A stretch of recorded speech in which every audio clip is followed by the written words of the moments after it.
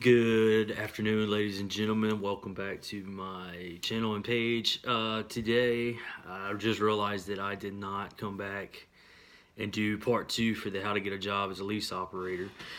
So I've had plenty of time to think about this topic, and so 2 additional ways that I would recommend for people if you're looking into getting into the production side of the oil field work is to seek out a job in two different ways. One being a roustabout hand. The second would be well testing or being a flowback operator. So a little bit about the two. We'll take roustabout first. Before the shell revelation, the boom, I would say, generally speaking, roustabout was known as your pumper in training. So the concept and thought behind that was to put you in a job where ultimately you put all the equipment together. If something breaks, you change it out. Pipes break, overtime wear out, whatever. So in the thinking of it was that if you knew how to replace the equipment, ultimately teach you pressure, you're a pumper, you can do a lease operator job. That was the thought behind roustabout. Now, with the shell revolution and production ramping up so much since, let's say, 2010, 2011, that wasn't practical. Operators were needed.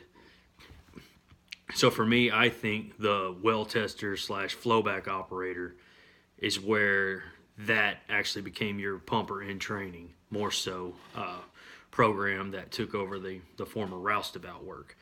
And as a flowback operator, well tester, generally what happens is when a well comes off of completions, the plugs are drilled out, start flowing the well back, calculating water returns, sand returns, yada, yada, yada. The well tester's job is to stay with the well 24 hours a day, and your sole purpose is to flow that well and calculate production and report up as desired by the E&P production company.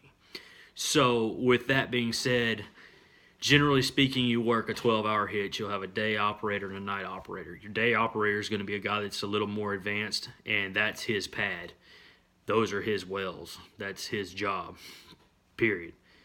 Your night testers or night flowback operators are generally your entry-level guys that don't know a whole lot, but the thing is, you basically live on the pad together there.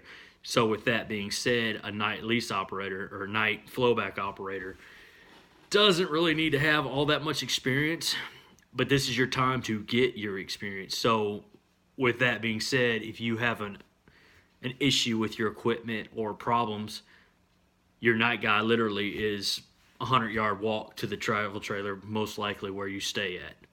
So then he could come out and help with the issue, help problem solve, yada, yada, yada. But as a well tester, flowback operator, you're there the entire time, like I said. So with that, you're going to encounter every problem as far as separator issues, setting liquid levels, verifying that you're dumping water out the water side, oil out the oil side, heater treater issues, make sure you ain't got a pad in there, you're not getting sand carryover, yada, yada, yada. Keeping up with production, how to calculate production. If you're gaining so much in 400-barrel tanks, you know that 1 inch equals 1.67 barrels. That way you learn how to calculate production. And you start getting familiar where you're sitting on the well for usually weeks.